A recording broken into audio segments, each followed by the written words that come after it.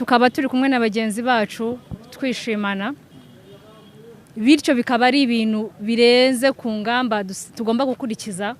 Niyo mpamvu mumbona hano ntago ari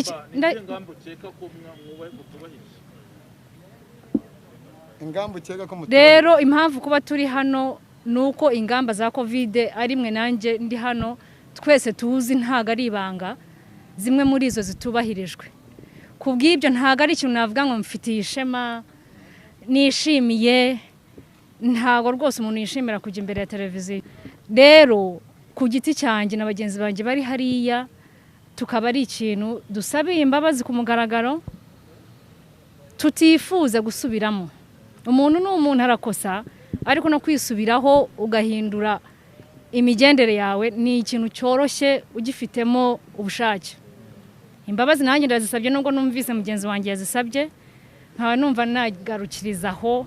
Murakoze. I am here on behalf of all those people to take full responsibility of our actions for not following COVID SOPs, and I pray for forgiveness and call out to people out there to make sure that they follow the set guidelines of SOPs.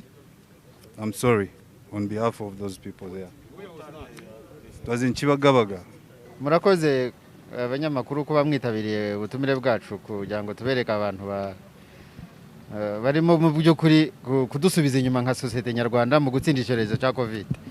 Nkuko warumbaje rero twafashe abantu b'ibyiciro bibiri ejo nimugoroba, nkuko mumaze kubibonera bamwe bose bari muri zo bita house party cyangwa bakoreye ibirori mu ngo. Abambere bari bakoze ibirori njyango ni bagenzi banyu b'abanyamakuru bafite Afrimax TV ikorera kuri murandasi kuri YouTube, ngo bari bagize subscribers njyango miliyoni 1, bahitamo kujya gukora ibirori mu rugo byo kubyishimira, kandi nabo tujya tubahamagara hano kugira ngo badufashe kubwira abanyarwanda ububi bwo kutubahiriza ingamba zo kwirinda coronavirus. Aba kabiri nabo n'abantu mwabonye bari bakoze ibirori ari na benshi cyane, ndetse barenga kwibwiriza ubwo tubonye bwa mbere ryo kujya muri piscine koga. Ntago twari mu by'ukuri twakabonye abantu barenga kuri yabwiriza n'ubwa mbere tubabonye, ariko nabo babikoreye mu rugo. N'urugo rufite piscine Kibagabaga, aho ngo umusore umwe yashaka kwereka bagenzi be ngo umukobwa azarongora. Barahura, barasangira, barasabana.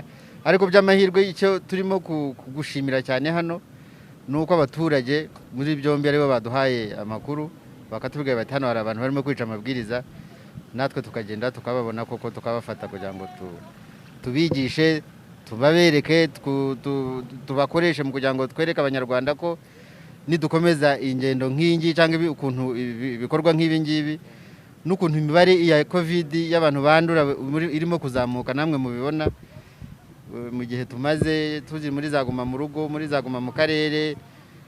Nidukomeza ibintu nk'ibi ngibi cyangwa se tugakomeza abantu bashifitiye imyumvire, ko bizagorana cyane kugira ngo dutsinde iki cyorezo. Afande, nago wenda bamwe bafatwa buri gihe mukanaberekana, ese wenda ingamba bafatirwa nago zaba ari ntoya kugira ngo wenda habayeho ikintu cyo kongera ibihano kubanza kumubwiza amategeko ya covid. Nago byaba byiza ibihano byiyongere kugira ngo wese abikiga ko buri wese yamara bifata nka theatre.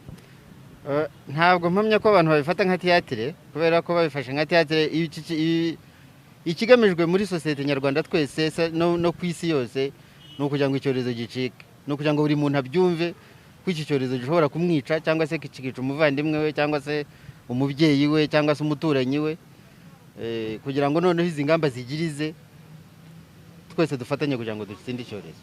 Guhana nabyo ni byiza kubera ko abantu batinya guhanwa, ariko ngira ngo tugendeye no ku bindi byaha bifite n'ibihano biremereye, ntabwo twabona icyaha cyacitse kubera ko gifite igihano kiremereye. Guhana rero ni byiza, bishobora kugabanya gutuma abantu batinya, ariko icyangombwa gikomeye ni ibi turimo gukora nonaha byo kugira ngo abantu bumve ko ingamba ari ngombwa bazigira izabo, cyane cyane ko iki cyorezo cyo gishobora no kukwica umuntu uwo ari we wese. Kandi mwese mumaze kubibona yuko imyaka hafi ya yose abantu bakimaze kubahitana. Mu bafashwe harimo abafite amazina azwi ku buryo bakaba inyenyeri ya rubanda kugira ngo babarebereho mu kurwanya kino cyorezo.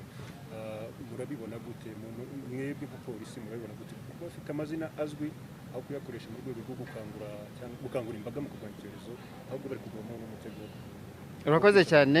Nkunze kubivuga ngira ngo si ubwa mbere tubivuze yuko abantu bakoze amazina uko baba yakoze kose, icya mbere gukora izina biravuna, ngira ngo mwese murabizi izina iryo ari ryo ryose kugira ngo rigereho biravuna, ariko kuritakaza biroroshye cyane. Ngira ngo rero abantu bakoze amazina ngira ngo nta nubwo ari ubwa mbere tubibonye, hari n'abo twabonye Karongi muri iki cyumweru nabo bafashwe bafite amazina akomeye, ariko abantu bakurikira abantu aho kugira ngo babahe ubutumwa bwiza bakabagira ingeso mbi. Ngira ngo mwese murabizi yuko hari abantu bakora amazina bakayatakaza byoroheje cyane. So abantu rero bafite amazina bayakoze amazina runaka uko bayagezeho uko ariko kose, baba barize bakabona za impamyabushobozi z'ikirenga, baba barakoze ibikorwa runaka bakagira abantu benshi cyane bakurikira bita abanyenyeri za rubanda cyangwa abasitari, ni byiza ko bababera inyenyeri nyine cyangwa babereka ibintu byiza kandi bibafitiye akamaro, aho kugira ngo babone ko barimo gukora ibintu bitabafitiye akamaro ahubwo bishobora kubatera ibibazo, aribwo byo bishobora kubaviramo. Kuko umuntu ashobora kuba afite doctora cyangwa se za masters nyinshi, ariko kazi bakakamwirwa no kubera ko yakoze ikintu kimwe kibi. Umuntu none ashobora kuba afite abantu benshi cyane bamukurikirana bamukunda kubera ko yakoze ikintu runaka, bose bagatangira ahubwo kumuvuga nabi no kumwanga. Byaba byiza rero iyo umuntu yageze ku izina runaka kuririnda neza, agakoresha nyine iyo opportunity yabonye aho hageze kugira ngo abantu bamureba bamukurikira koko bifuze kumera nkawe, aho kwifuza kuvuga ati ibyo akora ahubwo nta kintu bimaze. Kandi bagiye babaho benshi cyane bagiye batakaza amazina yabo. Bamwe mu bafatirwa mu nyubako zizwi zikora ibikorwa bitandukanye by'ubucuruzi, amahosteli n'ahandi hagiye hatandukanye, ni ubuhe butumwa muri kubagendera kuko babareka abantu nk'abo ibirori bigategurwa bikagiramo hagati, wenda polisi akaba ari bwiribuze kubigira? Ngira ngo aho cyane cyane ayo mazu uvuze azwi, yaba ama guest house yaba andi mazu azwi yakira abantu, ho bo ibihano bibagiraho ingaruka zikomeye, kandi bo bafite ibihano bikomeye nyine kuko baracuruza, bafungirwa igihe kitari gitoya, bakora insubiracyaha bakongera bagafungirwa ikindi gihe kitari cyo, bishobora no ku ubuyobozi cyangwa se abantu babishinzwe bashobora kwicara bakabafatira ingamba zikomeye kandi zibahombye, zigaragara ko zibahombye. Byaba byiza rero ko abantu bafite amazu nk'ayo cyangwa se ahantu hategurirwa ibirori runaka bajya bamenya neza abantu bagiye kuhajya n'icyo bagiye kuhakorera, cyangwa se niba turi mu gihe kibujijwe yuko abantu bakora ibyo bintu bakirinda kugira ngo badakoresha ibirori mu mazu yabo cyangwa se aho bateganyije kujya bakorera ibirori. Afande, hafashwe ibyiciro bibiri harimo n'abafatiwe muri piscine.